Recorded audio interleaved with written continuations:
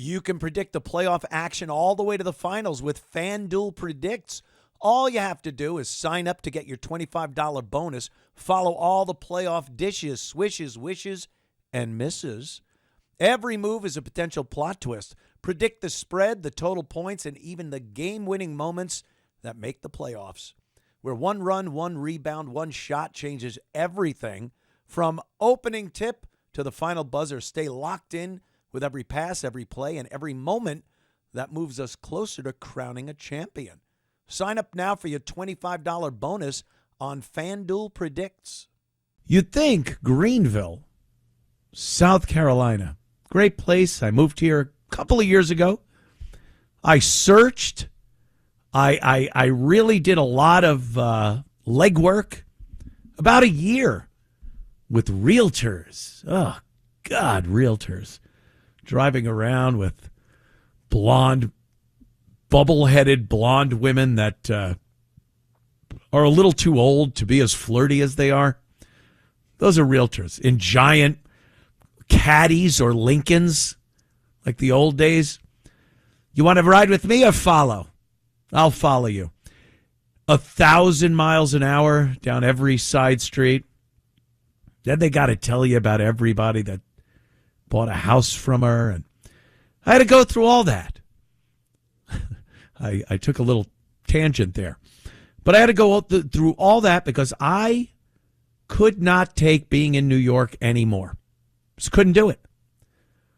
The crime, you pay taxes where you'd think the streets should be paved with gold. And they're not even paved. And I decided Greenville, South Carolina, that's the place for me. Peaceful, neighborly, southern, still on the East Coast. So it's not that hard. I still have friends and family in New York, so I fly up there. It doesn't take long at all. And the past, year or so, downtown Greenville, there was a stabbing and fights. And then just yesterday, I guess it was, a shooting at the mall. And yes, someone was arrested. Someone that was compelled to look at the weather, I guess, that morning, when they woke up. And seeing that it was 93 degrees out, we're in a bit of a heat wave on the East Coast, decided to put a long-sleeve wool hoodie on and shoot up the mall in Greenville, South Carolina. That's what's going on down here. Look, I understand. It isn't happening on a daily basis like it is in some of the large cities around the country. New York City, of course, Chicago, L.A., Detroit, Baltimore, Atlanta, D.C. I could go on and on and on and on. But when you move somewhere to get away from that, literally to get away from it, I was taking the Long Island Railroad in to Manhattan every day. And the second that train pulls into Penn Station, you're on red alert. Red alert. There was just a stabbing in Penn Station. I spoke about that on this very program last week. The second you get off that train, if you don't have your head on a swivel and your legs and feet ready to move, you're not doing what you need to do. Your survival instincts are gravely lacking. And don't let anyone tell you I'm being paranoid and this isn't happening. And it is. It is. So, a lot of people would like to move away from some of the places they're in, these cities, and they can't. They can't move away. Kids are in school. They have a job that they cannot relocate that makes them good money. There's just a litany of reasons that people have for not being able to leave. God bless I was able to leave. And I did. And I did my homework, and I wanted to find a peaceful place that's nice people. And I look at my my X account, and people are just sending me the link. Hey, Anthony, what happened? What happened to your wonderful Greenville, South Carolina? I see on Main Street on the weekends there's fights, and there was a shooting at the mall, and I go, I don't know what to tell you. I would love if there was a single place in this country to move to where we do not have to deal with that, with the non-stop crime and violent crime.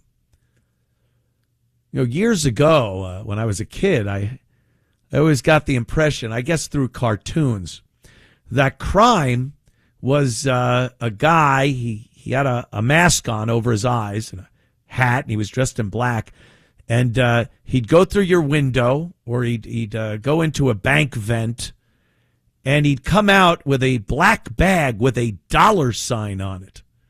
Yeah, I don't know why a criminal, in hindsight, would put a money sign on his bag that he's putting the goods into, but that's what I thought it was.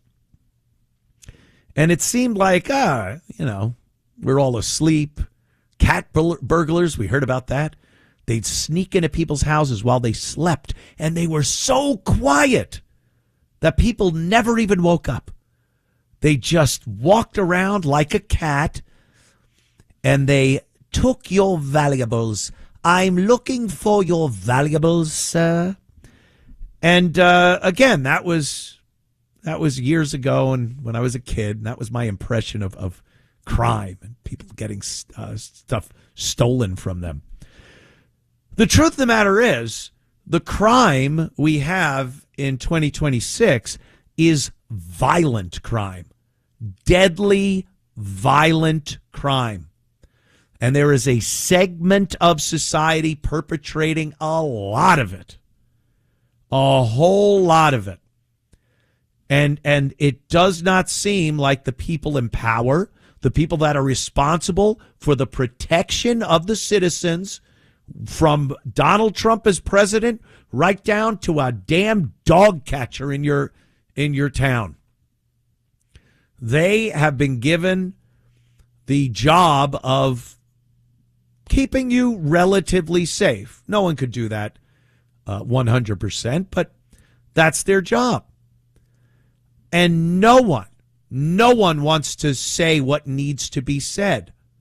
No one wants to do what needs to be done. I bring up Mayor Brandon Johnson in Chicago constantly. There are murders every single week going on. The weekends are double jeopardy, where you can kill twice as many people. That's Chicago. This guy's the mayor. It's his job as the boss of the Chicago Police Department to do whatever needs to be done to protect the people.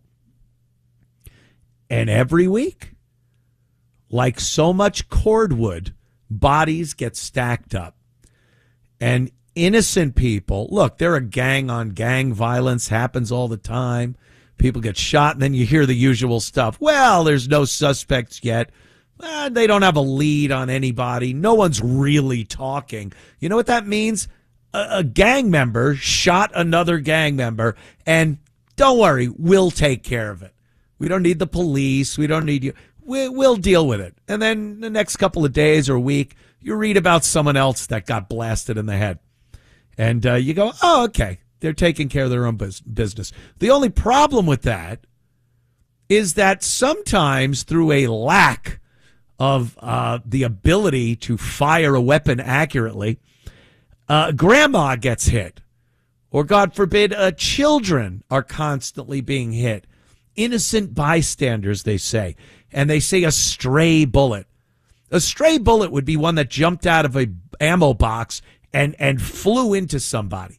When someone is purposely firing a gun to kill someone, that's not a stray bullet. Whoever it hits that is injured or killed, that is the direct responsibility of the person firing the weapon, not the stray bullet. But, we've been told that that's how we have to talk about this. And when you have someone like Brandon Johnson, and he's not the only one, they're New York mayors, believe me, I'm going to get on Mamdani about his taking care of the riots that went on last night because of the Knicks victory. But these mayors, liberal, communist, minority mayor, whatever you want to call them, they are not doing what needs to be done to protect the citizens that pay the taxes, go to work, live their life, try to live their lives and raise their families in a peaceful place like Greenville, South Carolina, where now I have to, head on a swivel here? When I go to the, first of all, you wouldn't get me in a mall if there were signs on the outside that said, everything here is free. I'd go, you know what? It isn't worth it anyway. Happy birthday, Donald Trump. That's right. Donald Trump is 80 years old. Woofa. And I guess he's at the White House. Is this UFC thing kicking off? Or I think there's a weather delay. There have been some insane storms up and down the East Coast today.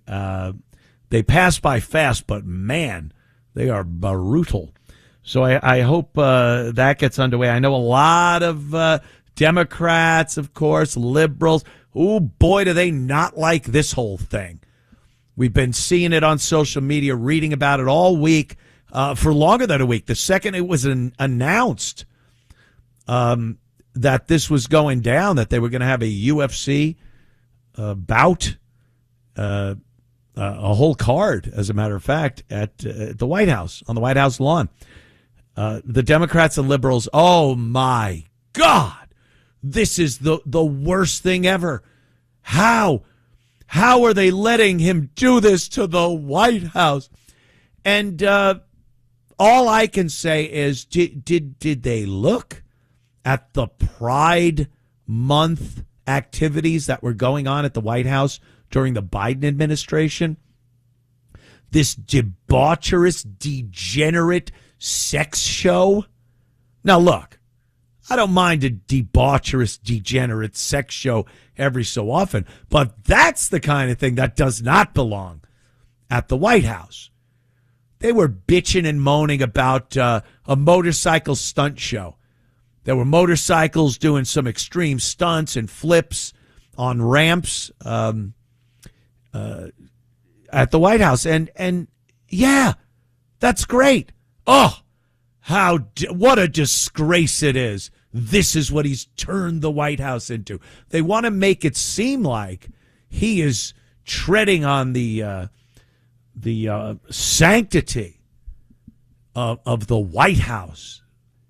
And they were the ones that had transgender people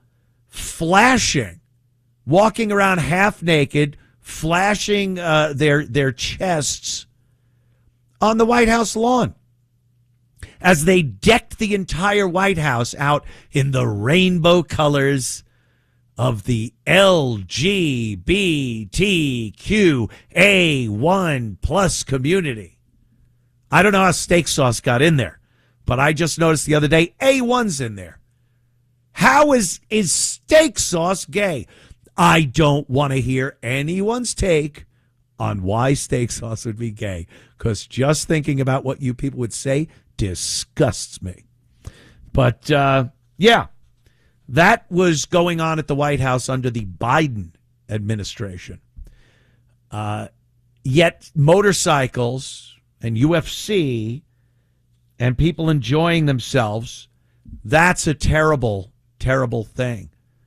I don't think they understand that type of entertainment is the majority of what Americans like.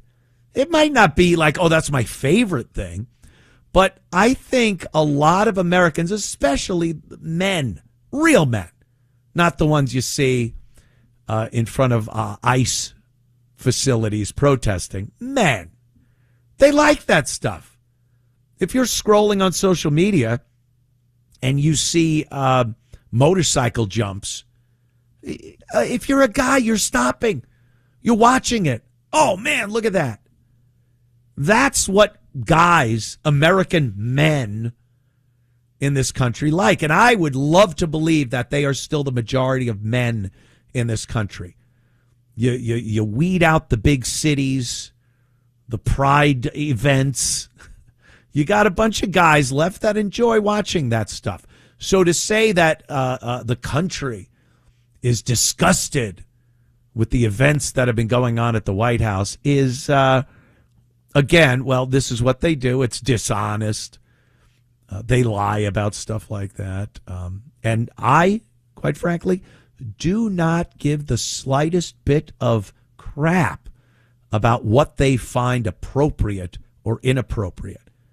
Because for the past how many years now have we had to listen to them try to justify putting quite literally pornography in the classrooms, bringing children to their transgender drag show events where little kids are watching hairy man ass hanging out of chaps, and they're dancing around, shaking it in front of children's faces as the parents tell their kids to shove money down their G-strings or chaps or whatever. And I'm supposed to give them any attention or credence in what they're saying when they say that Trump is being inappropriate? Get out of here. Knock it off. Please. We're all disgusted. Believe me. Joaquin from, of course, Pennsylvania. How are you, sir? Pennsylvania. I almost said Phoenix. To the subway and carry a nice switchblade knife like I had that I bought that has a 6-inch blade on it. Yeah. And to see what kind of trouble you get in if you want to defend yourself. Oh, yeah. And by the way, it would really be defending myself. I wouldn't do, I've been in situations where I had the tools on my person to defend myself. And I've been in situations where I walked away with some damage. But it wasn't a situation where I could have used those tools. And, we're looking at a situation now. I'll get into the Carmelo Anthony story in a little bit also, but it's preposterous. And the people supporting this murderer based on nothing but the color of their skin, I was going to say should be ashamed of themselves, but we've seen there's no shame there. No shame whatsoever in anything that goes on. So what do you got, Joaquin? Okay, you know what? Let's go back to President Theodore Roosevelt, okay? Bully, yes. Theodore Roosevelt had all kinds of pugilistic events at the White House. As a matter of fact, I'm not sure if it's the West Wing. I think it's the West Wing that Donald Trump has been rebuilding to make it, a thing where he could take, people in. Yeah, the ballroom. And make it look good and whatever else. Teddy Roosevelt actually originally built that for that specific purpose. He would have people come in, boxers of the day would come in and box and spar with him. He was a man's man, A lot of people called him kind of a socialist, but it was nothing like what they call socialism these days. This guy, Teddy Roosevelt, I've watched so many documentaries on this guy. Just an amazing man, an American man. The national parks, he's directly responsible for how we look at and preserve our national parks. And, he was in some serious crap. He went to war. He went into the wilderness. And this is a real guy. And that's what he decided, his personality, to bring to the White House, some boxing. And how could anyone say that a president shouldn't bring some of their personality, what they enjoy, and share it with the people at the White House? Exactly. And Teddy Roosevelt, quite frankly, I got all my grandsons a book on Teddy Roosevelt. as a Christmas present. Yeah, cool. cool. That is one of the most amazing men. He was friends with Bat Masterson and all these guys. Yeah, old West guys, and a tragic life also. Some horrific deaths that fell upon his loved ones, and he pulled himself up and did what he needed to do. Just an amazing guy. Joaquin, I got to bail. I got a break coming up, but always appreciate your phone call. UFC event at the White House. A lot of people there and security very tight. One of the people that were involved with the UFC, a fighter, Sean Strickland, very controversial character, has his opinions on things, and he has had the finger wagged at him many times for what he has to say. He was told he would not be able to attend the UFC event at the White House.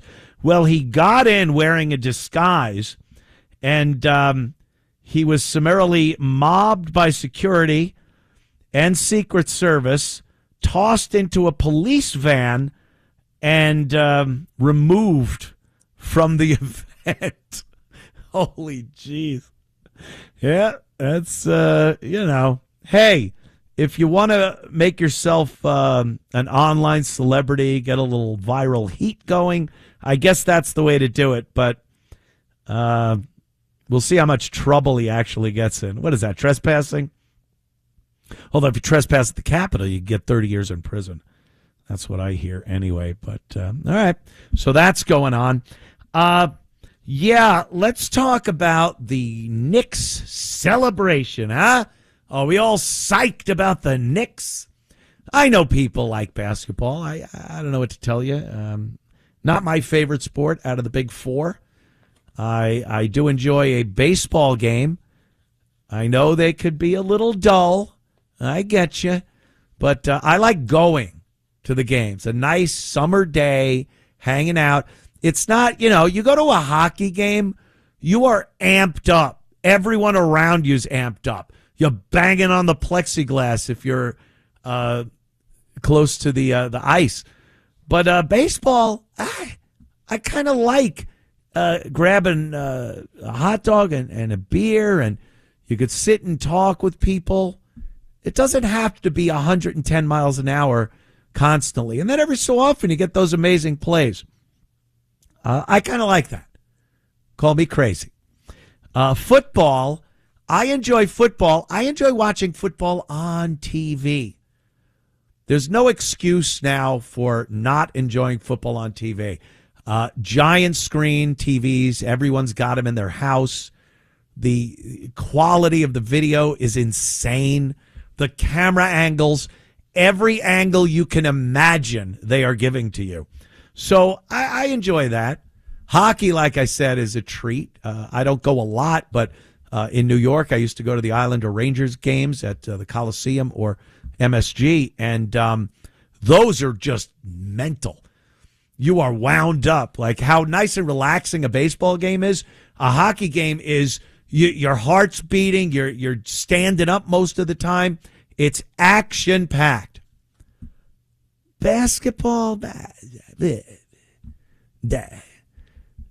obviously, if you come back from a giant deficit and win in the championship, one of the championship games with 1 second left on the clock, all right, I'll give you that. That was pretty impressive. But basketball as a sport, I mean, all right, up and down the court, 2 points, 2 points, 3 points. The most exciting part of any sport is scoring. A home run, crack, amazing. A touchdown. The guy's running, he's just shedding blockers right there, just makes it in. Hockey, oh my God, the passing back and forth. There he goes. Oh, he shoots, he scores. Yeah, horn goes off. Basketball, dung, dung, dung, dung, dung, whoosh, 2 points. Dung, dung, dung, dung, dung, whoosh, 2 points. Hey, we're at 30 to a 35. Dung, dung, dung, dung, dung. I cannot find any excitement when they are constantly scoring, when scoring is the big part of the game. That's what makes it exciting. And then I get told, oh, Anthony, the last minute of a basketball game, the last 30 seconds. Oh, then we get dunk, dunk, dunk, foul. Foul shot, throw it in, dunk, dunk, dunk, dunk, 2 points. I cannot. I don't find it exciting. I know a lot of people are very excited about the Knicks. They did win over the Spurs in 5. And when the game was finished, New Yorkers took to the streets of Manhattan, and they went absolutely bullcrap. It's all nice at first. I was watching a lot of live streams of people that had their phones going. They were streaming on various social media platforms. Nick Shirley, who, of course, he's the guy that uncovered a bunch of the fraud in Minneapolis being perpetrated by Somalis with their daycare centers. He was in Manhattan last night, so I was watching his stream. And a lot of people are coming up to him. Nick, I love your work. Great job. And it seemed like it was just a bunch of people raising a fist in the air and going, yeah, Knicks in 5, go Knicks, this is great. And I'm watching this going, this just turns, though. This stops because certain people will get bored of just going, yeah, Knicks in 5, woo, kick ass, we did it. And then they walk around, they're like, hey, Knicks in 5, let's burn something. How about we just burn stuff? Because, Knicks in 5. And then a bunch of people, because it's a mob mentality at that point. Mob mentality is just an amazing phenomenon. It takes a couple of imbeciles to turn everyone around them into imbeciles. I think the people that are susceptible to turning into those imbeciles have some imbecilic thoughts and behaviors anyway, but they aren't the ones ready to jump in and light a school bus on fire, as we saw last night, a few school buses on fire. But they're just looking, and if they see someone else do it, they're the guy that goes, all right, I'll do it. We've known people like this our whole lives, haven't we? Remember in high school, there'd be people that would bring an M80 into the school, and you'd seek out the guy you knew was crazy enough to light it and put it in one of the bathroom toilets. And everyone knew who that guy was, too. And when they did something that was crazy, it emboldened other people. Like, oh, he did it. That went well. How about I just throw the M80 down the toilet now myself? This is how mob mentality works. And we saw it in full play last night with this Knicks pandemonium that went on after the win last night. So they're walking around, they're having a good time, and then before you know it, I'm checking out more live sites, and I'm just seeing vandalism, arson, assaults, shooting. There was, how about that, New York, a shooting. I have a little list here. Let's see. Here's the latest update per the NYPD. Midtown Manhattan descended into chaos after Game 5 of the Knicks-Spurs game. 10 officers injured. One punched in the face, another struck with a glass bottle. A shooting at 43rd and Broadway wounded a 17-year-old. Crowds took over 43rd Street so completely that no ambulance could reach the scene. So NYPD drove the victim to the hospital. Officers recovered a firearm and took 3 people of interest into custody. You're interesting. Could I put some handcuffs on you? What an interesting fellow. Come with me. 4 slashings and a partridge. 4 slashings and stabbings. Crowds torched 5 school buses. 5 school buses that were shuttling fans from Manhattan to MetLife Stadium for the World Cup. So I saw a lot of people were wondering why the hell there were buses parked in Times Square. This is a logistical F-up of just epic proportions. How do you decide you're going to store or have these buses there as shuttle buses for the World Cup during the Knicks game, when if they win, you know damn well the crap's going to hit the fan and those buses are toast? No pun. Toast. Who thought? Because we saw what happened.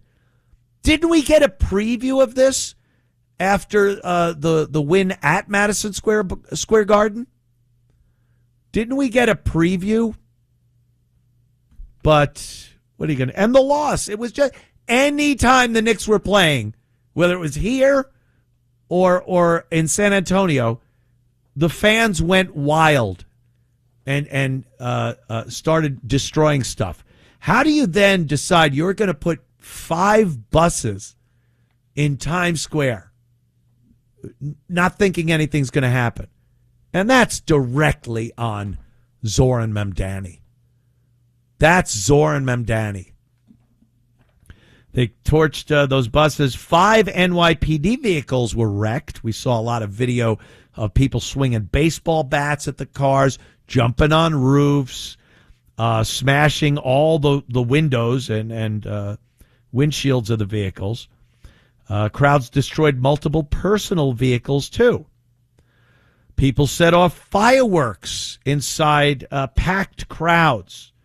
Of course, the usual climbing of light poles, destroying signs, traffic signals, scaffolding, brawling in the street.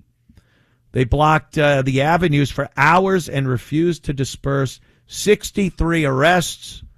Charges include assault, a police officer, criminal possession of firearms, criminal mischief, disorderly conduct, resisting arrest, and obstruction of governmental administration. This is how New York celebrates their basketball team winning. They get so worked up from 2 points that they have to destroy everything in their wake. But it is great to see that Zoran Mamdani, the mayor of New York City, he's taking this very seriously by having a Knicks victory parade on Thursday in New York down the Canyon of Heroes. A victory parade. How do you do this? How do you look at what has transpired over the course of this series, these games, and what happened last night, and decide we need to bring these people back into the city and get them riled up, drunk, and destroy even more of the city? Downtown, where Canyon of Heroes is, for a ticker tape parade. They're going to allow this to happen. And I don't see any capability of the mayor's office or the NYPD at this point. I know some of the rank and file probably want to do their job. They're not being allowed to do their job. But the brass, the people that have to answer to Zoran Mamdani, do not have the ability to keep these crowds in check. They are incapable of putting the police out on the streets where they need to be to do what they need to do and prevent the destruction we saw last night. Nothing's perfect. Nothing is 100%. I know I've seen many New York City, some New York championships, and things get out of hand. A car gets rolled over. It happens. It's not good. It shouldn't happen, but it does. Nothing like what happened last night should happen in a city over a friggin' sporting event. And in order to reward those fine people, he is having a victory parade. Why weren't more people arrested? Why didn't you put up barriers? I have so many friends that were NYPD, from regular patrolmen up to one of my best buddies, lieutenant detectives. They used to know how to handle crowds. My buddy Keith, the cop, lieutenant, kept them moving. You just kept the crowds having to move in the direction the cops wanted you to move. And they would break up the crowds. They'd break them up. Keep moving. You can't stop here. Keep going. It kept them from stopping somewhere and proceeding to destroy what was in front of them.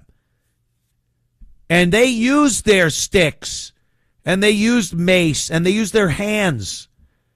And that's the way things used to be done. I saw these poor bastards, the white shirts. These are your lieutenants and whatnot, captains. They're out there with the patrolmen trying to get these crowds under control. And they have to abide by these rules that are so ridiculous.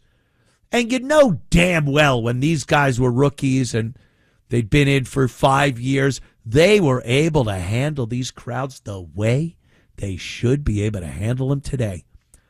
A wood shampoo. You pull out that billy club and give them a wood shampoo, a Motorola shampoo, a Maglite D-cell battery cream rinse and conditioner. That's how you handle this. I didn't see one bloody head from any of these people causing debauchery all over New York City, burning buses, breaking windows. It was embarrassing for New York City. I mean, I can see a place like Philly. You know, Philly's known to just be garbage when their sports teams win or lose. Oakland. Remember when the Raiders used to play in Oakland? I could see that. New York with the Yankees. There was an element of class to it. Respect. Now what do we got? It's a disaster. But Thursday, we'll see what happens Thursday for the big parade. Oh boy. Batten down the hatches and strap on the Kevlar, kids. Matt, what's up, man? Hey, Anthony. Well, one thing I was keeping my fingers crossed that the Knicks violence didn't cross over into Sunday's, quote, Puerto Rican Day Parade, unquote. For people that don't live in New York City, I'm going to talk about that very briefly. For people that don't live in New York and have to deal with that ethnic group, I don't know what your image of Puerto Ricans is, but in sum and substance, they're basically the ghastly result of crossbreeding three things: Caribbean Indians, blacks, and an especially low grade of white trash. And if you recall, 25 years ago in the city, you had the Puerto Rican Day Parade where about 50 women were sexually assaulted. It used to be called wilding, Matt. Remember wilding? In Central Park. In Central Park. Yes. And the point I'm trying to make, the larger point I'm trying to make, it's always the usual suspects, just like with the Knicks violence. It's the usual suspects. You're talking about, I'm not going to be politically correct. I'm going to come right out and say it. Mainly blacks and Hispanics who cause most of the crime in big cities across this country. They're only 13 and 19% respectively. But again, they commit most of the murders, most of the shootings, most of the robberies, most of the assaults, most of the violent crime, the type of crime in which you're likely to lose your life. Those are the people who are likely going to be pulling the trigger or stabbing the knife into your chest. And again, nobody says anything. It's directly correlated to our immigration policy. Prior to 1965, mostly Europeans came to the United States. Mm-hmm. Why is that important? It's important because they're more likely to assimilate. They're less likely to commit crime. They're more likely to be employed, pay taxes, raise their own families, and earn their own keep. And they're not likely to be dregs of society with intergenerational dysfunction costing the taxpayers an arm and a leg. And, so if you keep importing third world people into the United States, you're going to bring third world behavior into the United States because the nation is its people.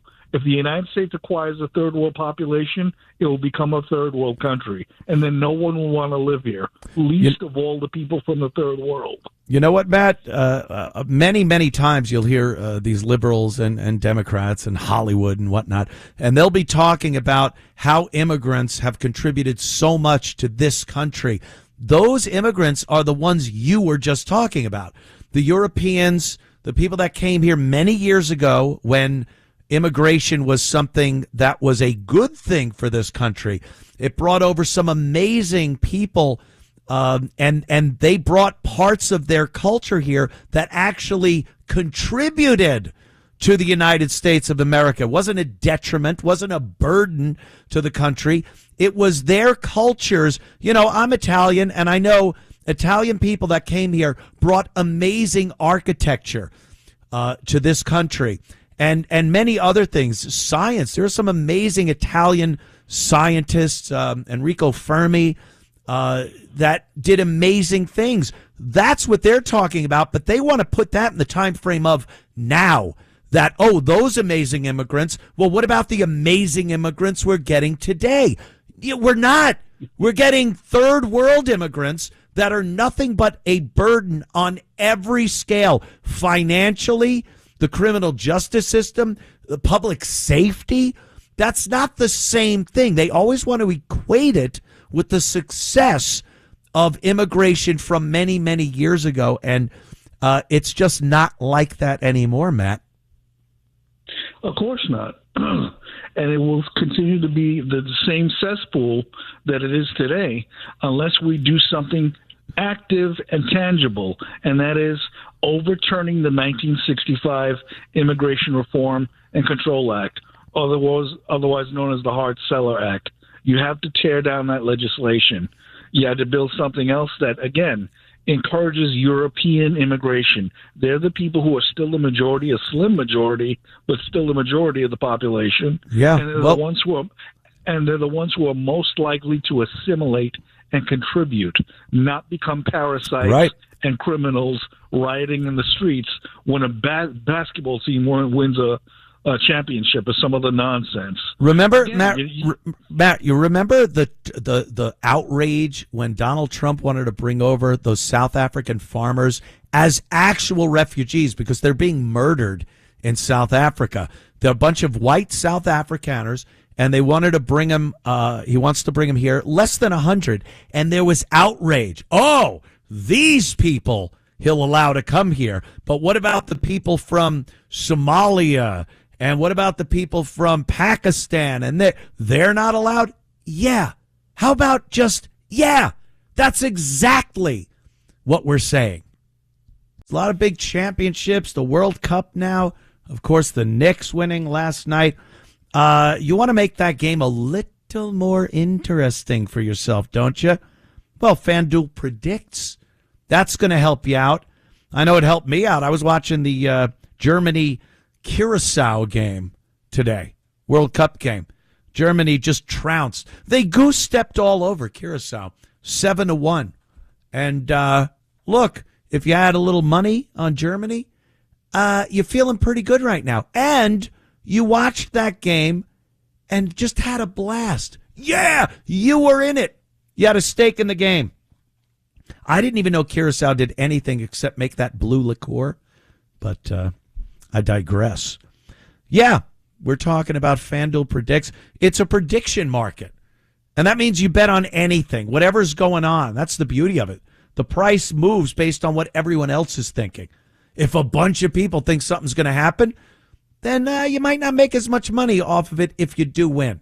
If a few people think it's going to happen and you jump in there and it does happen, there you go.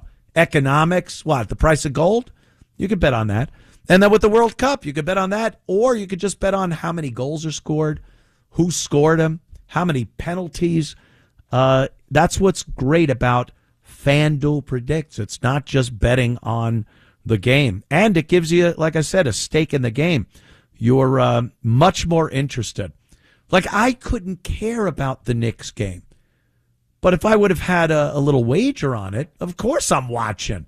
I'm jumping up and down. I'm burning school buses, maybe. How many school buses were going to be burned in Times Square? I said 4. If I would have picked 5, I would have won. I don't think you could have done that. I don't want to get anybody in trouble, but FanDuel Predicts. It's one of those. It's one of those feelings you get when you're watching a game and you have a little money on it, or anything, like I said, the price of gold, and you actually win. Yay for me, money in my account. Gotta love it. FanDuel Predicts, offered by FanDuel Prediction Markets, LLC, a registered futures commission merchant. 18 plus, please. Bonus is non-withdrawable and expires 7 days after receipt. Trading derivatives involves significant risk and may not be suitable for all investors. Manage your activity with our consumer protection tools. Restrictions apply. See terms at FanDuel.com/predicts/bonus-offer-terms. FanDuel Predicts. That's right. Get on in that. Let's go to the phones here for a second, because I know the UFC is going on at the White House. People are very excited that Donald Trump's done this, and there was a rain delay, but I guess they're off and running now. John, Rocky Point, New York. What's up? Hey, Anthony. How you doing? Yeah, well, earlier when you were talking about the White House and what's going on, you are 100% exactly correct. I'm scrolling through Facebook, and I see the motorcycles going flying through the air. I say, oh, shit, what's going on over here? Oh, you got to watch that language there, John. You got to watch. I had to hang up on John. He said the dreaded S word. The dreaded S word. I think it's pretty funny these days that is still a thing, even on broadcast radio, that you can't say that word. It's like was, the S word. What are you going to do? Let's see. Sandra, she wants to talk about the same thing, though. Trump's little party there. Yeah, Anthony, I wish you were watching it also. Well, I'm a little busy, Sandra. Some people are working this evening. I know. Well, you can tape it when you go home. I'm sure it'll be on YouTube. But it's really so nice to see so many people come, enthusiastic, patriotic. It's amazing how no matter what you think about Trump, he always manages to get a crowd. I got to hand it to him. Oh, yeah, it's mobbed. And, it's another thing about Trump. No matter what he does, you always see the left and the Democrats just trying to rip him apart for it. This has been a bone of contention with those idiots since it was announced. And what is the problem? And like I said earlier in the show, especially when they have degraded the White House with their sexual degeneracy that they had every Pride Month, and then for Christmas they had the same thing. That's disgusting. This is something America enjoys and wants to see. Yeah. That's right. I was thinking about Biden's little gatherings. What a difference. This is like amazing. And I love wrestling. It's so much fun to watch. So he's loving his little birthday presents, and I love him just like we all do. Well, not all of us. No, that's for sure. I know. No. And we got the 250th anniversary of this country. The 250th birthday on the 4th of July is coming up. All these things that are very patriotic, very pro-America, and the left cannot crap on it enough. They hate it. They hate America. They hate all our traditions, everything that made us great, everything that brought us together so we could say we were Americans, and that wasn't just a line on a map, a border on a map. And they hate it. They don't like us being united as America, as Americans enjoying being Americans. They hate it. Yeah, I feel like tonight is a continuation of history being written by the citizens. You're right. And they're hating every minute of it. Well, Yep. Too bad for them. And I love what I'm watching. And I think you'll watch it when you go home or, when you can. You'll watch it on YouTube. You'll enjoy it. I know you will. I'll check it out. Thank you, Sandra. I appreciate your call. There you go. See, these are things people enjoy. There's a crowd of people there. It's not a few transgender people and gays, and they're waving their flag around. This is packed. People enjoy this stuff. And believe me, mainstream media will try to lead you to believe that they don't. And this is something that's terrible. And it degrades the sanctity of the White House and all that stuff. It's not true. Mainstream media lies. That's all they do. And, sometimes it's discouraging to listen to it. And you might think, oh, am I wrong? Am I the one that's not seeing things for what they are? Nope. If you hear it from mainstream media, it is BS. Absolutely. I was talking earlier in the show, also brought up Elon. Elon Musk, trillionaire. That is insane. I used to think Jed Clampett was very, very wealthy. Elon puts Jed Clampett from the Beverly Hillbillies to shame. Oh, my God. He had like $100 million, something like that. 1960s money, but apparently some oil was in his ground. But I go off. So Elon Musk, trillionaire. He opened up SpaceX, which is now a publicly traded company from a private company that he built. He's done this with a couple of companies. That's how he made his initial fortune. A lot of people don't know the history behind Elon. He's been a tech entrepreneur for many years, and he's built companies, sold them, used the profit to build more companies, sell them off, use the profit to make the companies he has now. And he has now a worth of a little over $1 trillion. The first trillionaire on Earth is Elon Musk. And I think it's amazing. The usual suspects on the left will tell you this is the worst thing to ever happen. They will tell you you shouldn't be excited or psyched for this. I'm not excited or psyched that Elon Musk has $1 trillion. This is what they don't seem to understand. I'm excited and psyched that there is somebody who is willing to look at some of these industries like space travel and electric vehicles and high-speed internet and do something a little different and have big dreams and make them happen. Steve Jobs was a guy like this too. He did things that people say, well, no, that could never happen. And he said, how about you go screw off and I'm going to make this happen. And it's exciting to have somebody like that alive and doing what he does during your life. Nikola Tesla always comes to mind when I think of people like that. How exciting it is to be alive during a time when somebody who influences the world and changes the world, and you were there to see it as it happened. You could read it in history books like Nikola Tesla. You read that in history books. But you were around for Steve Jobs. You were around for Elon Musk.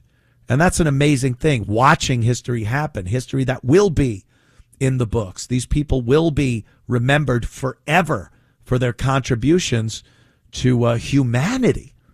And that is something these bastards cannot get through their heads. Either that or they are so good at lying.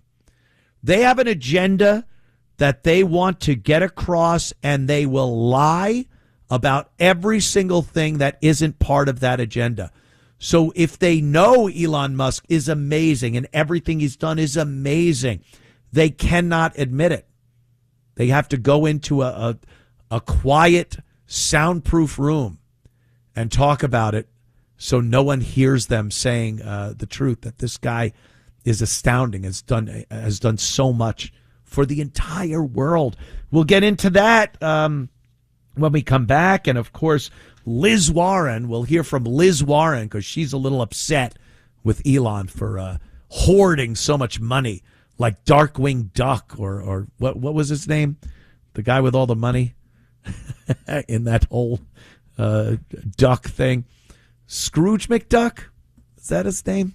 I don't know. And talking about Elon Musk becoming the first trillionaire on the planet and what he's done and the guff, if I may use such harsh language, the guff that the Democrats and the left, the usual suspects, Hollywood, are giving him for having acquired so much wealth. First of all, I don't think they understand what that means. Or again, they're lying, but when they lie, they influence the dummies in this country, the left-wing followers, the cult members, and they get them to believe it. And I honestly think that people believe Elon Musk has $1 trillion all printed up, all stacked up like a movie in warehouses. And every so often he goes there and he lifts the big garage door and he goes, "Mwah," and looks at it. That isn't how it works. Elon has many very successful companies. Elon made SpaceX a publicly traded company. He had an initial public offering for stock. And that's what put him over the $1 trillion mark, because he is a majority shareholder in SpaceX.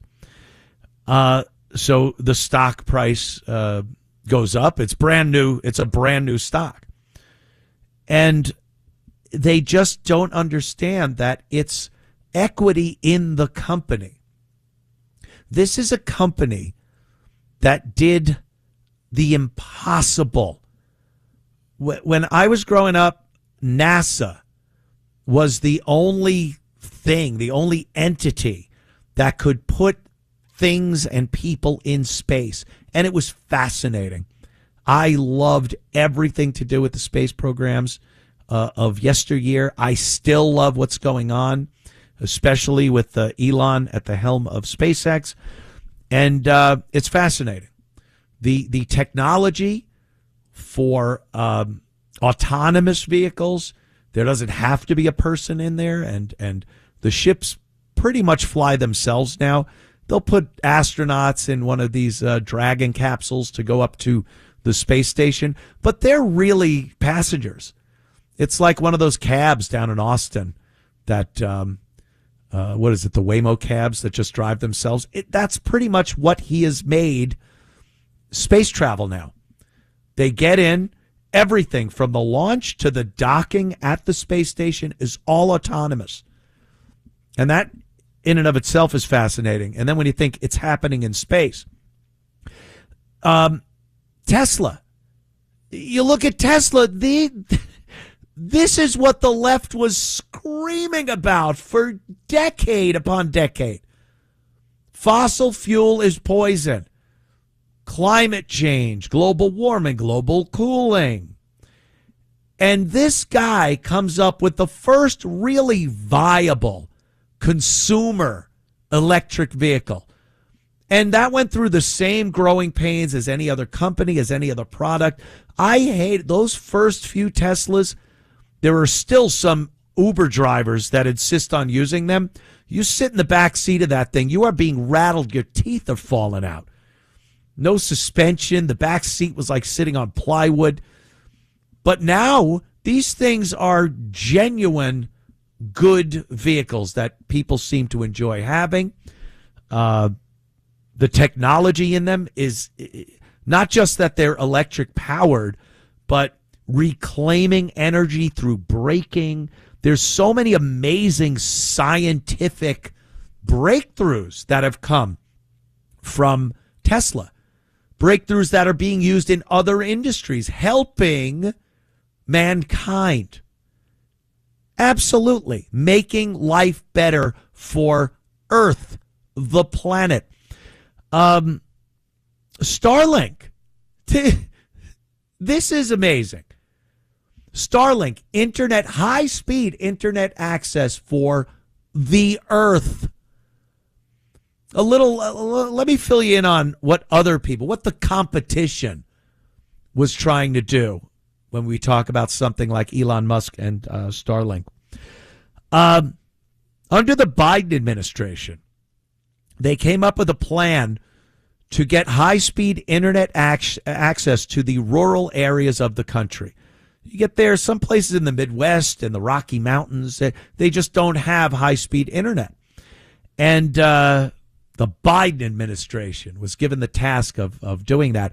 And Joe Biden gave the mission to one of his best soldiers. Kamala Harris was given that task. And not only given the task, but given billions of dollars to give internet access, high-speed internet access to rural areas of the United States.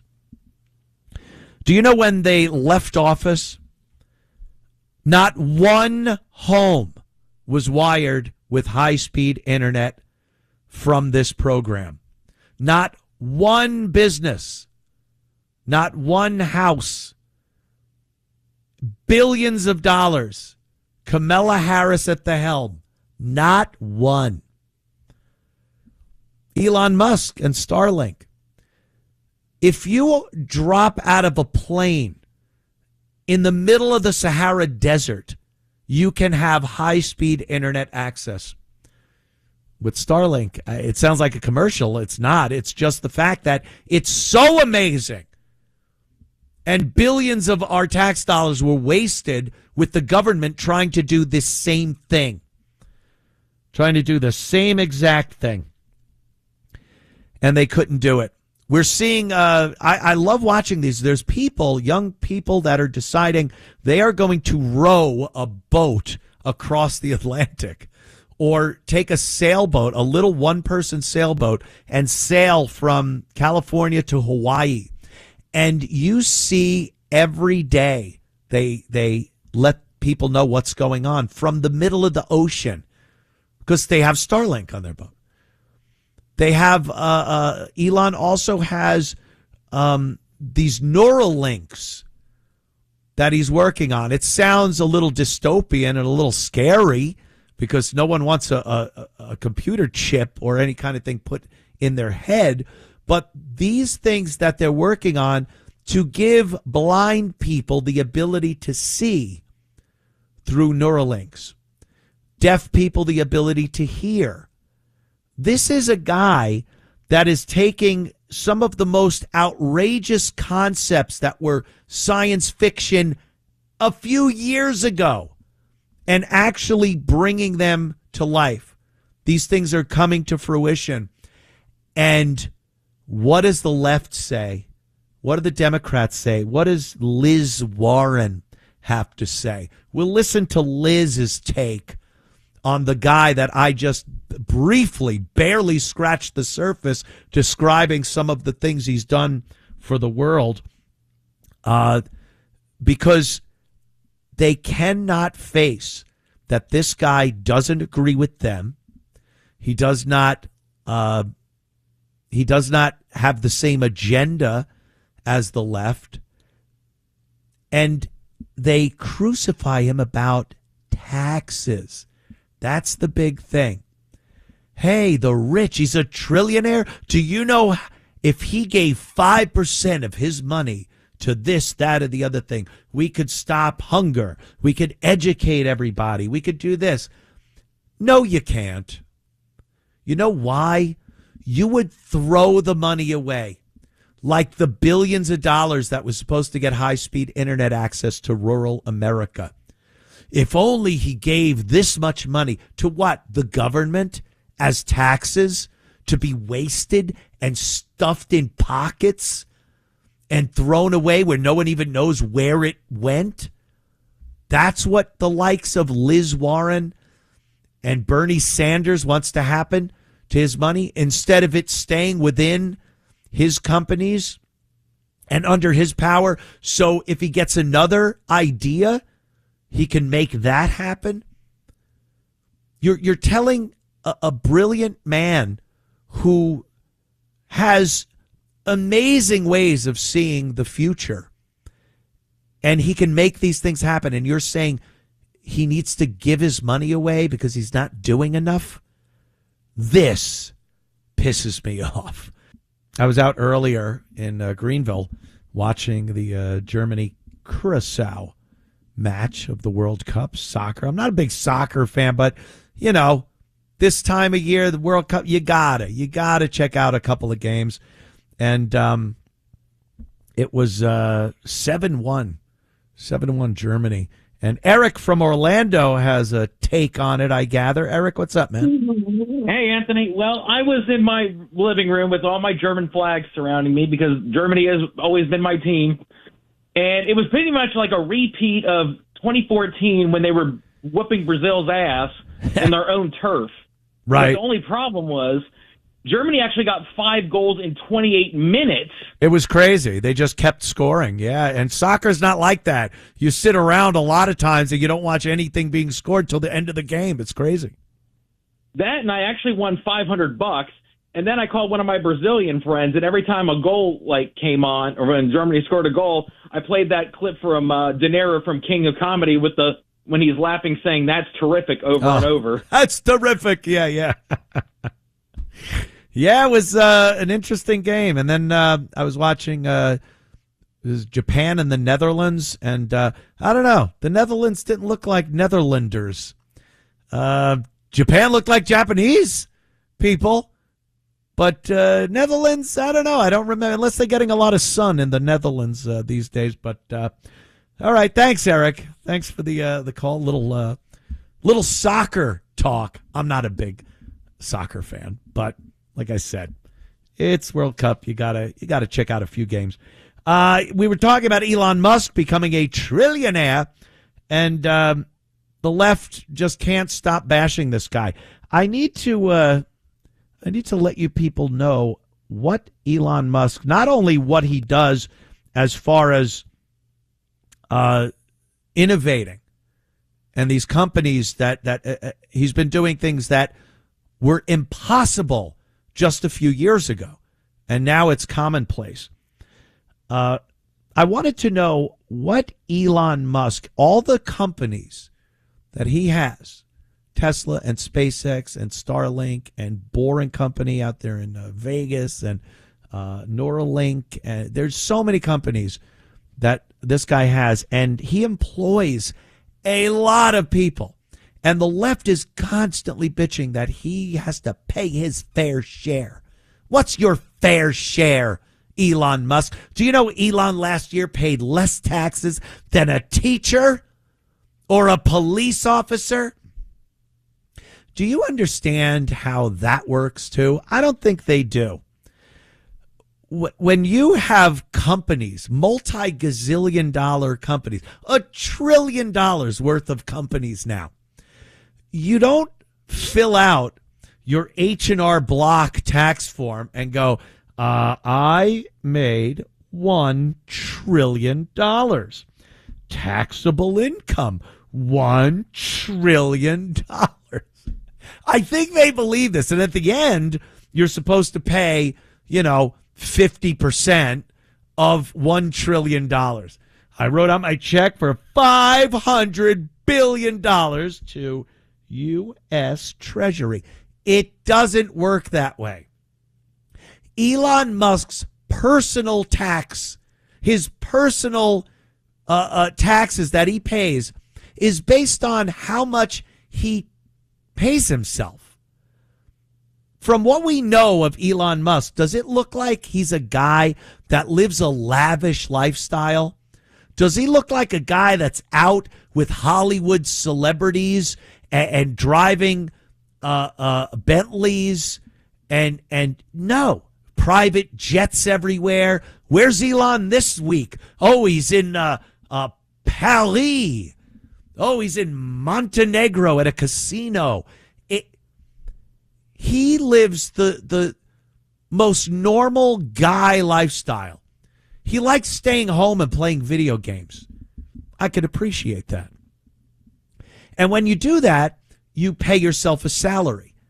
He could literally, I don't know what it is, but he could quite literally say, I make $200,000 a year. That's how much I make.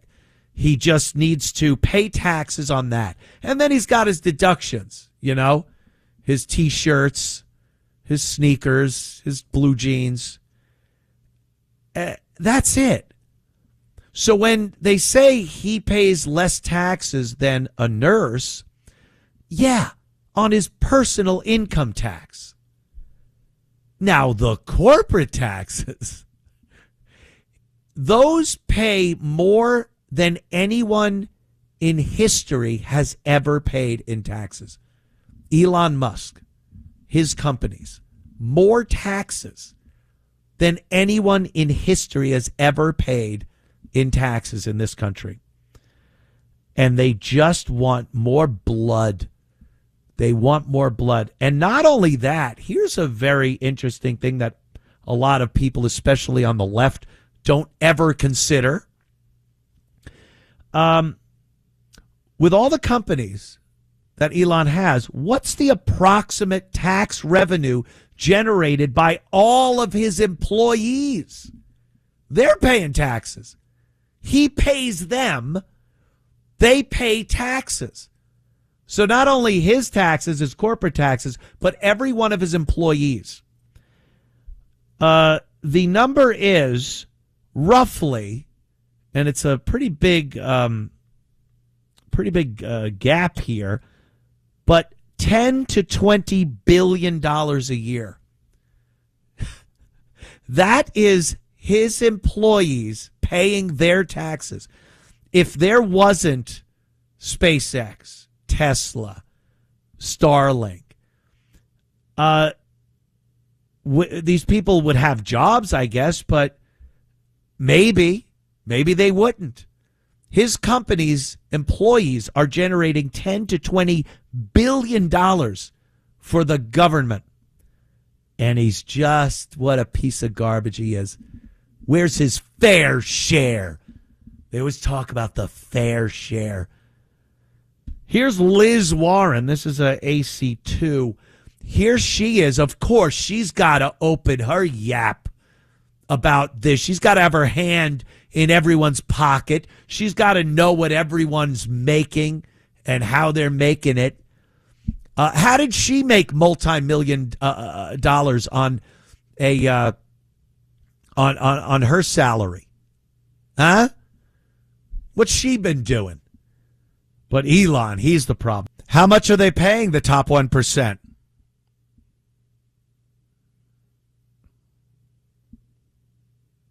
Fair share.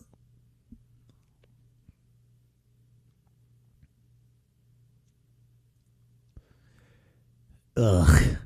Shut up. That's all I have to say to her. Shut up. Ugh. Imagine if you tax wealthy business owners, successful even, like Elon, and you want to tax him more, they will take whatever you taxed and fire some of their employees. How about that?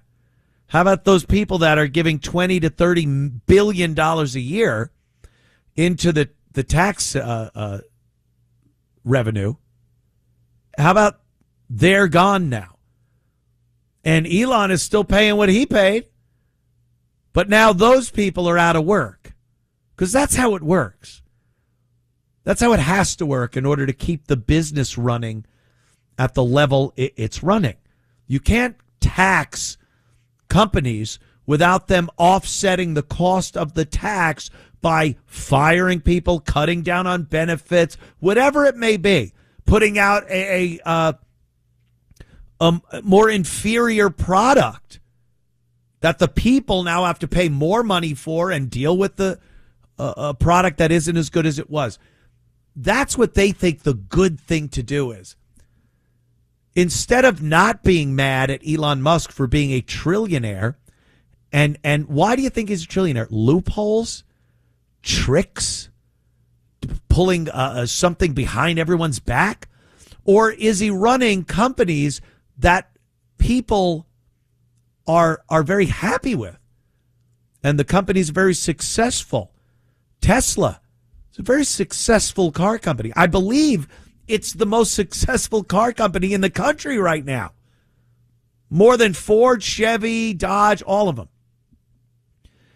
And the amount of people that are employed, the amount of people that are happy with the product, the innovation, again, the kind of peripheral things that the world gets from having successful tech companies like this.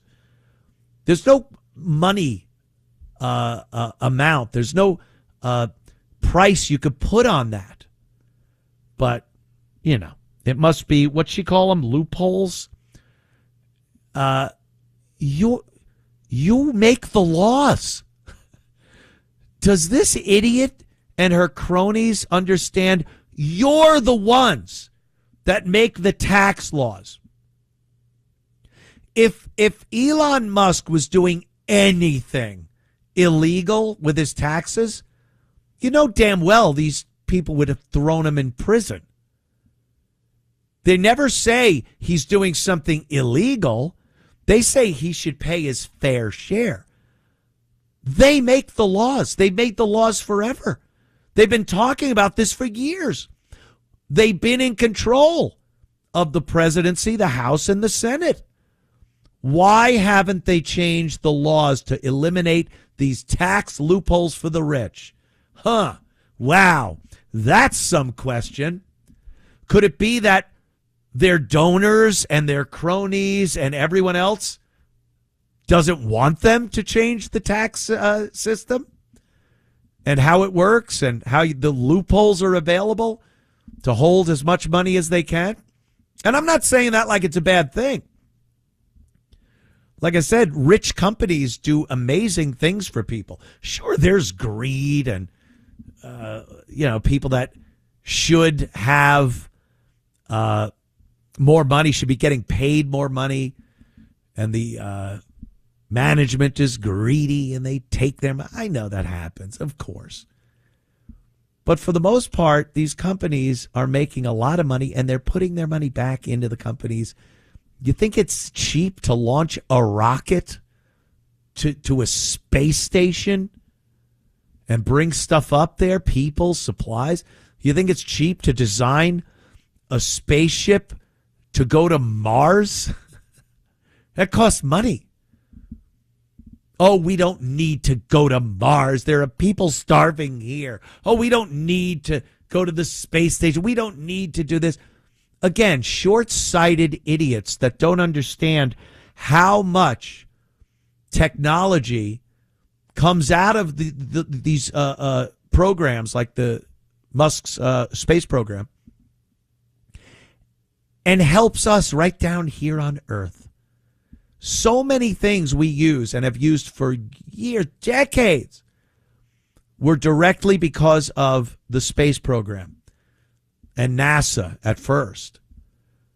And then with private companies jumping on that whole thing and Elon Musk with the SpaceX, all this technology that's being used to put rockets in space is being used in so many aspects of our lives down here. But tax them to death. Why? So we could shell more money out to people that don't deserve it? So we could send more of it overseas to countries that can't stand us? So we could import third worlders to commit fraud in our cities? For that, I don't trust them with a dime. Never mind billions of Elon Musk's dollars. I'd rather have him keep the money and do what he's doing, because it seems to be helping Americans and the world. indirectly. So I don't know what the likes of Liz Warren and Bernie Sanders and company want out of someone like Elon Musk. They don't understand how much of an asset he's been to this country.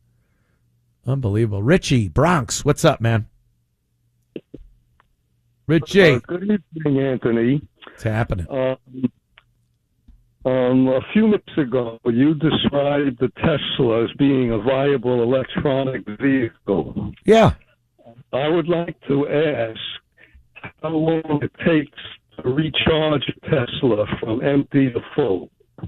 It depends on what type of charger you're using. A household charger on 110 isn't going to be as good as one of the chargers that are specifically meant for a Tesla and 220. It's part of the electric vehicle. What are you laughing at?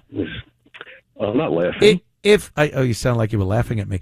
The batteries are obviously the big sticky wicket in electric vehicles, always have been, in electric everything. And the batteries, just in the time that Tesla's been around, have gotten so much better than they used to be. And they'll continue to get better. It's not perfect, but as far as electric vehicles go, Tesla's number one by far over any other car company. Well, I would say that until it takes only a few minutes, like as long as it takes a gasoline car to fill up, until it takes that amount of time to recharge an electric vehicle from empty to full, no electric vehicle will be viable. Well, it's viable to people that can take time to charge their vehicle. Some people, it doesn't matter to them. They could drive around within the limits of the charge, get back home, plug it back in, and they're good to drive to work, drive to the store again. So in those cases, yes, if you're driving cross country, if it's a truck having to haul heavy stuff over great distances, then they have to still work on that. But they are working on it. Every car they sell is another car out there to help them learn what needs to be done to make it better. That's because it's such new innovation. Hey, airplanes were the same thing. When airplanes were first around, you had to stop 5-6 times before you could cross the country to refuel. You couldn't fly through weather. It's the more you use these things, the more they're built and incorporated into our daily lives, the better they get. And I think Elon has done a great job with technology like Steve Jobs had done with the iPhone. The government subsidies that Elon has gotten for his companies, what do they think? That the government's a bank? We're not a bank, Jerry. They're not a bank. What do you think they're getting out of it? They give Elon subsidies for these companies because they're betting that Elon can build a company that can make money and hire people to pay taxes. They're not just doing that out of the kindness of their heart, the United States government. Oh, let's give him some money so he could build this up. Oh, let's give him a tax break so he could build this. Why? Well, he seems nice. They're betting on him being successful, which he has been, and they make that money back in taxes and other things, like I said, that Elon has given to the world. But they just don't seem to understand that. How do we allow someone to make $1 trillion? No one needs $1 trillion. How about you go screw? Who are they to say what anyone needs and what they should be allowed to have? And what the other thing they said, what he should be doing with that money? What? Who the hell are you to tell him or anyone else what they should be doing with that money?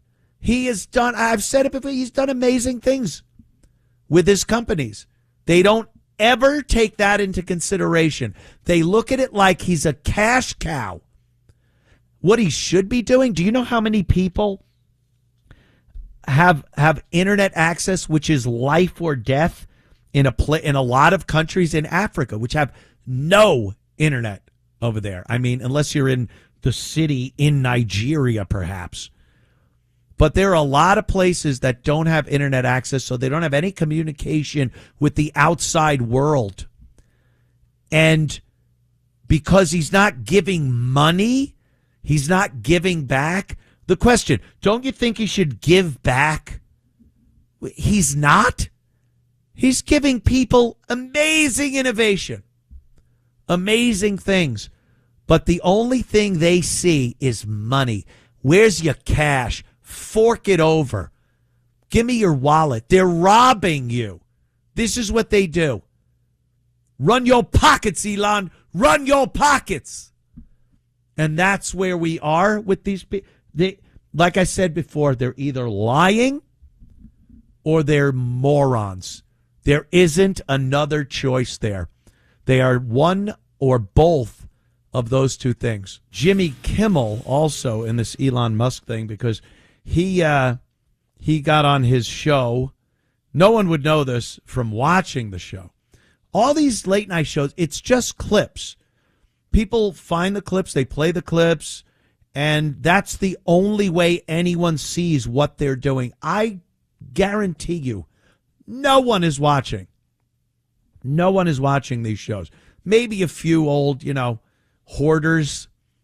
They're in a house full of newspaper and garbage and dead cats, and they're watching an old black and white Zenith television. Somehow, even in the digital age, it's getting snow. It's all fuzzy. That's the only people I can imagine watching. Maybe they're dead. Maybe it's a skeleton. They died decades ago, and they're just sitting there watching Jimmy Kimmel. He had a problem, of course, with Elon and the liberal D-bag that he is, and catering to his liberal D-bag audience in the studio, I mean, not the dead guy sitting on his couch. He's got a problem with Musk. He calls him the wealthy weirdo. Get it? And says that the newly minted trillionaire is stealing from us. So he's a weirdo who's stealing from the people. He said, what makes it even more unsettling is that this man, our first trillionaire, the richest man in the world, is also one of the weirdest people we've ever seen on this planet. Really? One of the weirdest. I do understand some geniuses tend to be a little eclectic. I think Nikola Tesla, who, by the way, I think the single most influential person as far as what we use on a daily basis, Nikola Tesla was the inventor. He came up with those ideas out of his head and brought them forth for us to use. You think the world was going to work on that stupid Edison direct current? Oh, please. It's Tesla's alternating current. That is the future, people.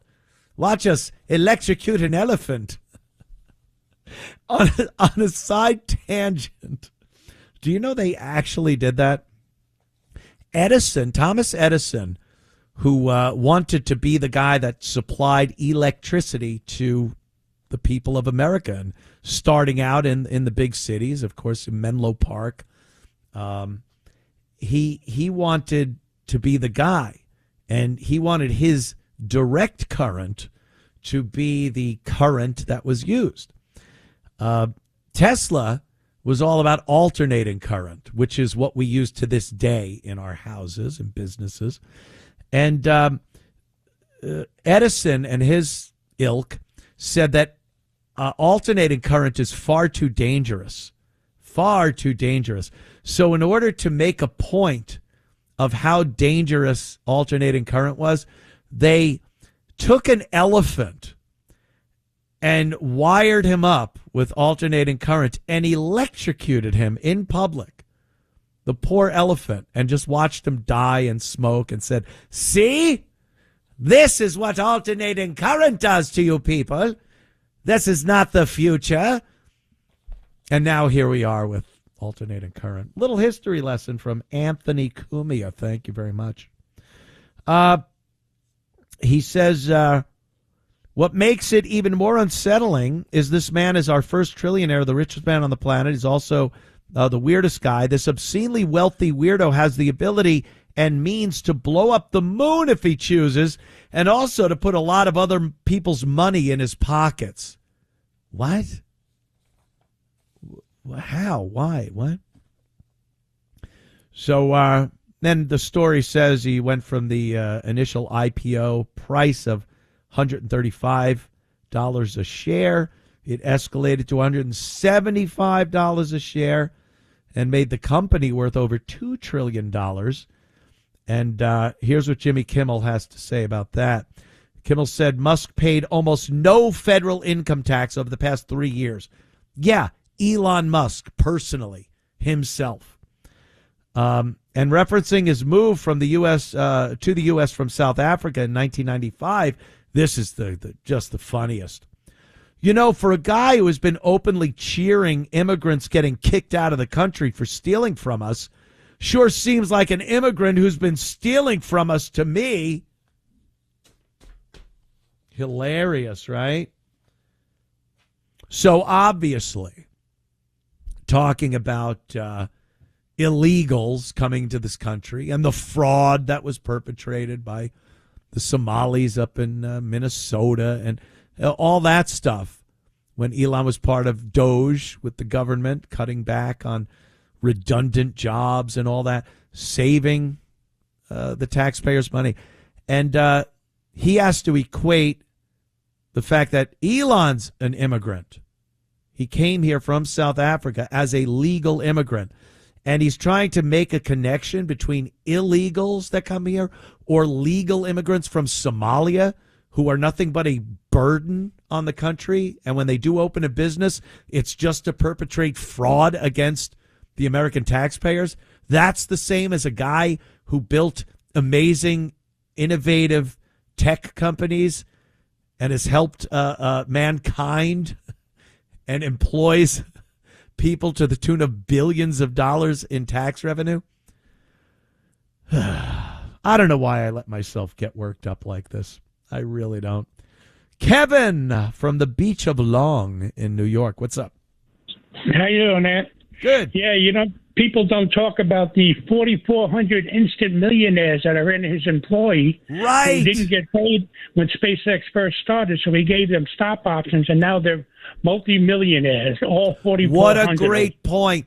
What an American success story that is.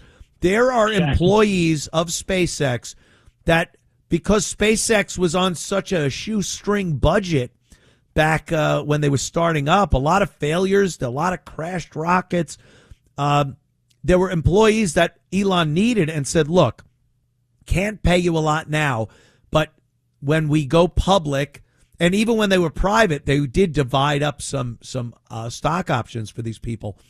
And when they went public with the IPO, these people, over 4,000 people, became millionaires. These are people that working Americans. These weren't upper echelon management. These are maintenance guys, technicians, mechanics that, because they believed in this guy and what he was doing, made millions of dollars in 2026 now. They're millionaires because of what Elon Musk did. So, you know, Kevin, these people like Liz Warren and Bernie Sanders and Chuck Schumer, they could all go screw. That's right. Go screw, as you used to say all the time. Yeah. Thank you, Kevin. Awesome, man. Yeah, I forgot that part. Damn. Imagine that. You go to work for someone, you're working there for years, you're doing all right, the company starts taking off, and then one day you wake up and you're a millionaire because of that guy and that company and everything that all the employees did together. Just amazing. Just amazing. There was, I think from last Sunday to now, a few things have transpired. Of course, the Carmelo Anthony case came to a conclusion with a conviction of Carmelo Anthony for murder and a 35-year prison sentence. And it's so good to see the country come together as one and agree that our judicial system did the right thing. And what? Huh? Hold it. I'm hearing something about. Oh, I'm hearing. I don't know what the F I'm talking about.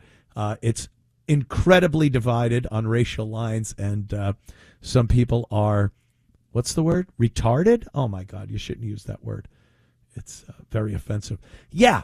So we saw what happened. We saw as much of the trial as we could because it wasn't being broadcast through independent reporters mostly. And we got to hear what the testimony was, what the evidence was. And anyone of right mind, anyone with any ability for reasonable deduction understood that that was not a self-defense case. There was not one witness that got up there that convinced the jury that if they were sitting there in that seat that Carmelo Anthony was sitting in, that they would have to kill Austin Metcalf to walk away from that situation. Because that's really what the defense had to do. They had to convince that jury that in order for them in that same situation to stand up and walk away from that alive, Austin Metcalf had to die. And the jury was like, you have not given me anything to even consider killing someone in that situation because my life depended on him being dispatched before I was. That's why it was the lousiest self-defense case I've ever seen. And people are losing their mind because they just can't get a grip on this kid killed another kid for no reason. Pride, maybe. He didn't like that he was being disrespected. It certainly wasn't because any reasonable thinking person would believe in the same circumstance that their life was in imminent danger of being taken. That's why the verdict was guilty. And the fact that it was guilty of murder and not manslaughter is because he meant to do grave bodily harm to Austin Metcalf. You don't stab someone in the chest and think, I'm just gonna give him a little cut. If he would have cut him on the cheek, or even if he would have cut him on the neck and said, I meant to just put a scar on his cheek. He thrust the knife dead center into Austin Metcalf's chest. I think you mean to kill someone when you do that. The liberals are trying to counter-program the UFC event at the White House, and I haven't listened to it, but I just see Bob De Niro there. He goes, "Good evening, everyone who couldn't get tickets to the White House cage fights." Ugh. Oh, God, imagine the bore fest that is. Here's a lesbian comedian. Yeah, I wouldn't want to be at the UFC fight at the White House. Let me listen to some lesbian tell some jokes and an ancient Bob De Niro further destroy his legacy. Great. Sounds fun. Here's Chris and Beth Page. Chris. Hey, Anthony. Before I get to the Carmelo Anthony thing, I got to say, 30 years ago, by far, my favorite rock and roll performer was Bruce Springsteen, and my favorite actor was Robert. And my favorite actor was Robert De Niro. Yeah. What has happened to those two demented people? I mean, they literally, there's something really wrong with both those guys. I mean, really wrong. So yeah, well, I believe every liberal has some type of mental illness. Some of them have it worse than others. I think these liberals that go in front of the ICE facilities that are holding facilities for illegals, I think they're all like severely mentally and emotionally damaged. But Bruce, De Niro, they have some kind of mental illness. Yeah, and I'll tell you this too, Anthony. I went to high school. I'm really good friends still to this day with Rosie O'Donnell's cousin, okay? Great guy. I used Really? to see her I used to see her when she did stand-up when she was like 21, 22 at Chuckles in Mineola, if you remember that club. Yeah, the, Chuckles comedy in club. Mineola, East Side Comedy Club in Huntington. Yep. Yeah, but anyhow, and I met her a couple times. She was a normal person. Now she's completely demented. But anyhow, they go crazy. I'm sorry. The reason I called, though, was about the Carmelo Anthony. So have you ever had the pleasure to go on TikTok? They have these like panels where you can go up, you request to get up, and you discuss whatever topic that you have. Oh, yeah. It's like X has spaces. It's kind of the same thing. I get what you mean. Yeah. So anyhow, I had the pleasure of going on there yesterday, okay? They were talking about the Carmelo Anthony case. Now, you cannot for the life of you believe what they believe. And most of them, No, and most of them are black. So I'm trying to have a discussion with them. I go, can we just have a logical discussion about this whole thing? And they go, fine. So the second I start bringing up facts, this is what they believe. They believe that Carmelo Anthony was invited by a friend of his who into the tent. He was invited in. This is what they believe. And he went and sat down and was talking to the guy. And then, okay, if you can believe this, practically half the football team came over. Like these big, right. No, really, this is what they're saying. Came over and they're like, "What are you doing here? Get out of here!" And immediately, like because they're all racist. So then I tried to make the point. I go, "Wait. Those guys are racist, but was his friend white or black that invited him in?" And they said, "Oh, we believe he was white." I go, "Okay, so at least there wasn't one racist in there. At least he had a friend." Right, he invited him in. He invited him in, and then they said, and then one of them was yelling at me. She's like, "Have you ever been pushed? If you get pushed, what happens?" I swear to God, this is what goes on with. Yeah, I've been pushed, and I didn't return with a knife and stab someone after I was pushed. They don't understand. That's not self-defense. Anthony, you know what I said? I go, I've taken the subway for 40 years, and I'm not kidding around. Not just pushed. I've gotten like really like getting on the train, like someone would come from behind and just get PO'd at you and just like push in the back because you cut them off, like really bad. Did I take out a knife and turn around and stab the guy? You know what I'm saying? Like, yeah, I've been pushed many times. So, and then they go, oh, another thing they said is he didn't have it wasn't a knife. It was like a No, it was a knife. No. But listen, this is what they're telling you. This is what they say, right? This is what they say. This is how demented they are. And they all agree with it on the panel. And I'm the only one going against them, like 8 of them, I'm telling you. So they're telling me that, no, he goes, do you ever have like a corkscrew when you have to like, it's like a multi-purpose thing. So he carried a multi-purpose thing on him, okay? And then when he felt threatened by the whole football team, I'm telling you this is what they all believe. The whole football team was pushing him, and he got up and he was afraid, and he just pulled out the multi-purpose thing that he happened to have with him, and he just stabbed him right in the heart. So then I said, okay, you know what's weird? Where was the friend, like defending, the friend that invited him in? In other words, wouldn't the friend say to the whole football team, hey, guys, I invited him in. That's why he's here. Right. Chill out. He's my friend. Yeah. He could stay. No, none of that. Yeah. The only reason I said is because, so what they do, Anthony, and they're very effective, and I'm never going on it again, they mute you. So when you try to respond to something, they immediately mute you. And then they start telling you that you're a white racist. Of course, it's the same tactic that the entire left uses. Democrats use it. The left uses it. The mental patients that protest use it. And Black Lives Matter use it. And anyone of limited intelligence, they don't want to hear you speak. You might come up with something that convinces someone else of what you're saying, and they can't have that because they can't debate people. They can't engage in lively debate. They need to silence anyone that's saying something they don't agree with or any point they want to get across. I've seen it 1,000 times, man. I know. So, and the only thing I was saying, and they kept muting me, was I was going down the whole friend angle. That was their big thing, that the friend invited him in.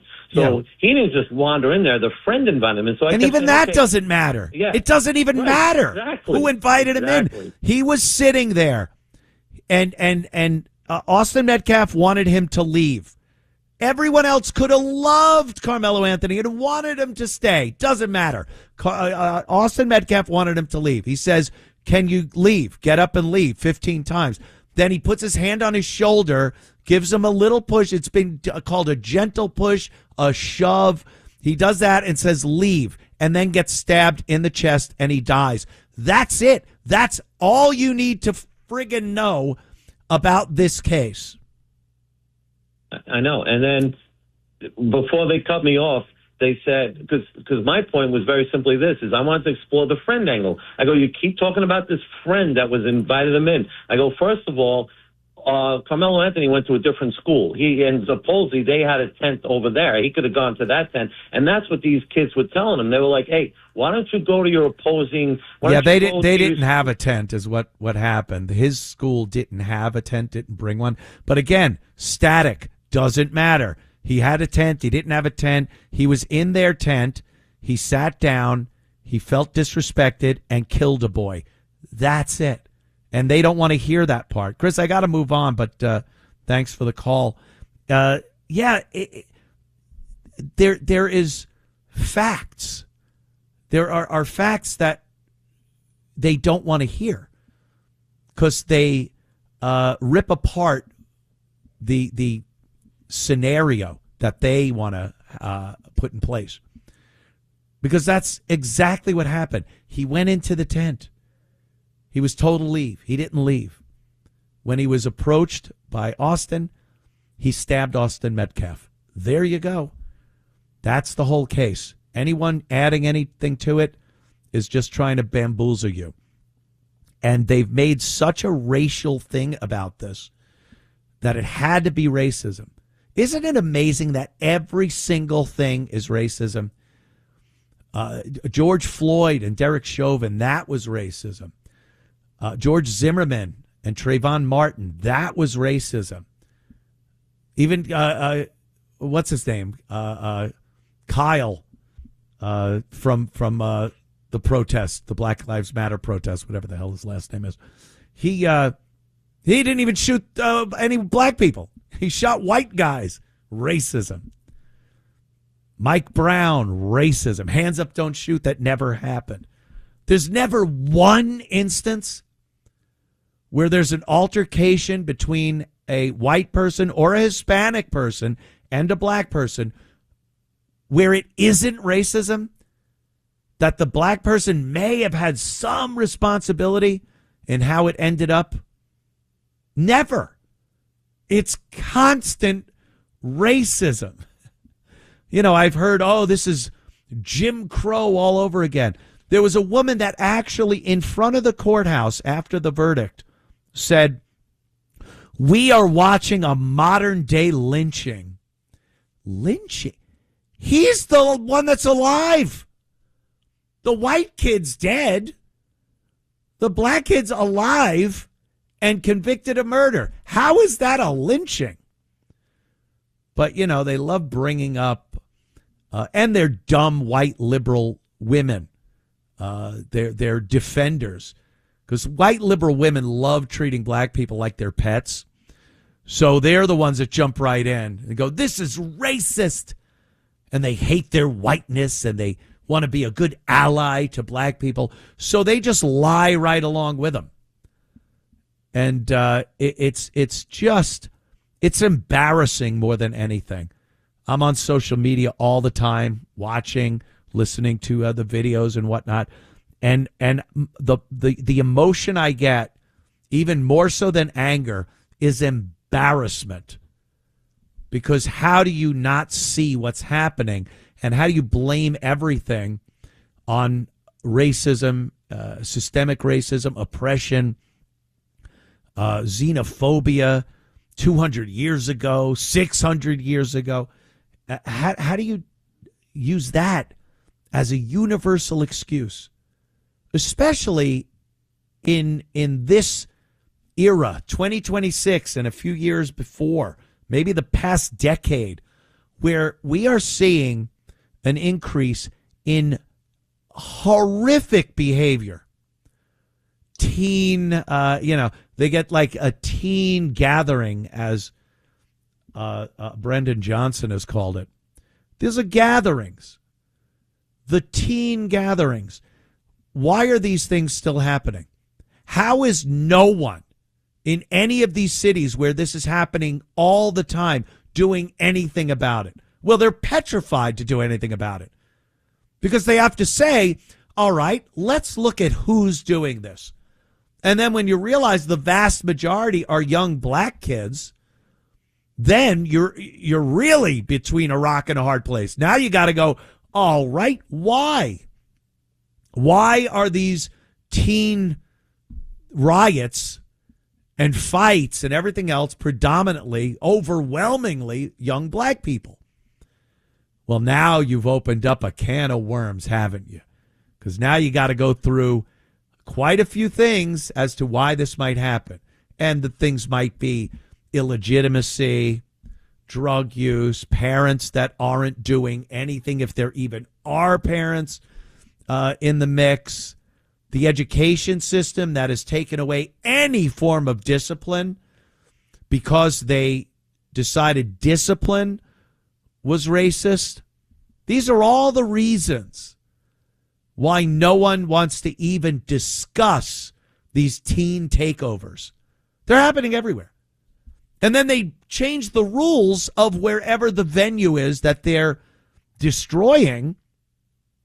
And why are they doing that? Because they can't single out the group of people that are perpetrating these assaults and vandalism and whatnot. Amusement parks. This summer, everyone wants to go to a water park.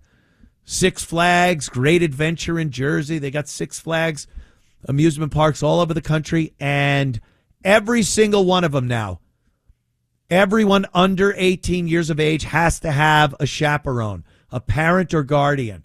And only 5 at a time can be chaperoned by any one adult. And it's all because of teen takeovers, which consist of young black men and women, boys and girls, just wreaking havoc on these places. So now no one gets to go to an amusement park with their friends without the parents. You know how important that was growing up? To be in your teens and you finally grew up enough to take one of your buddy's vehicles. He's 18, he's got a car. Your friends are 17, 18, and you can drive to the amusement park, great adventure, by yourself with no parents. It was part of growing up. Now you can't do it. Why? Because one group of people can't keep their crap in order. There's no authority that could tell them what they cannot do in these places. Every city, Chicago, every weekend, and sometimes on the weekdays. Teen takeover. And what does Brandon Johnson do? Nothing. Oh, we're gonna have the YMCA open up for until midnight, so these youngsters could go to the YMCA. Do you think any of these thugs want to go to the YMCA? They want to go out on the street. They want to cause trouble. They want to get their stripes by beating the crap out of someone or busting up a business. If they wanted to go into the YMCA in the first place, they wouldn't be getting into trouble. They'd be nice kids. No one is going to the YMCA in Chicago, Brandon Johnson. You know what you need to do? Get the cops to go out there and start dealing out some consequence of action to these kids, these teens, these rambunctious youth that are tearing up your city and making it impossible for civil citizens to enjoy the city this summer.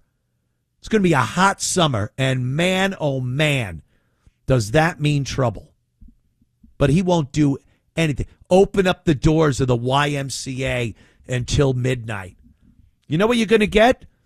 A bunch of gay guys taking showers together. I got to be honest. The Village People wrote a little song about it.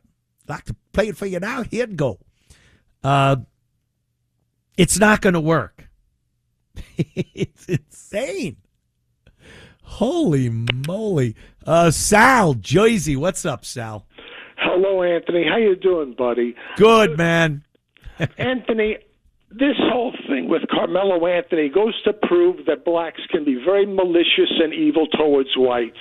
This whole nonsense we've heard for so many years, for the past 40, 50, maybe even 60 years, that, it's impossible for black people to be racist because black people don't have the economic wherewithal and whatever the hell else. But you need nonsense. power, and you have to be part of the economy and everything, which is such nonsense. You could be racist. Believe me, I've seen it a lot.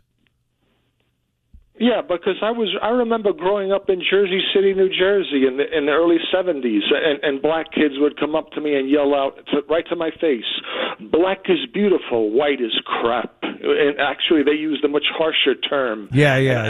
I remember that very well. Yeah, it happened. I remember I lived in Central Islip out on Long Island, and there was no love lost between the black and the white student body over there at Central Islip schools. I'll tell you that much. Sal, thank you, man. Yeah, I don't know what to tell you. It is what it is. You could call people racist for bringing it up. You could say that, obviously it's not everybody. We get it. No one's pointing out problems in the black community is saying that it's everybody. You got to be an idiot to say, it's every single person in the black community. But there is an insane, disproportionate number that seem to be incredibly racist and hateful toward white people and are willing to resort to violence to, get through that, to satisfy that thirst for hate. And it happens. It's Bob De Niro at the counter programming that the liberals put together for the UFC White House brawls. And here is Robert De Niro talking about Trump and the country. He apparently doesn't love the country anymore. How about you leave? Let's listen to Bob De Niro. Later, the letter stated, regardless of our political affiliation or whether we engage in politics or not, we all love our country. So not so fast. The phrase, "we all love our country," stuck in my throat because our country isn't so lovable right now. Ugh. I hate to say it, but loving our country is starting to sound like an abused spouse saying they love their abuser. Woo! All these friggin' hens. I can't love a country that starts stupid and inhumane wars. Woo! Killing thousands of innocents and indirectly causing the deaths and suffering of millions more. I can't love a country that takes health care away from millions of people and uses they can't clap that enough. money to enrich their pals in the Trump-Epstein class. Trump-Epstein class. I can't love a country that sends out masked militias to shoot citizens in the streets, torture our neighbors, and separate families. What? Obviously talking about ICE. I can't love a country that's led by a racist, misogynist, xenophobic tyrant.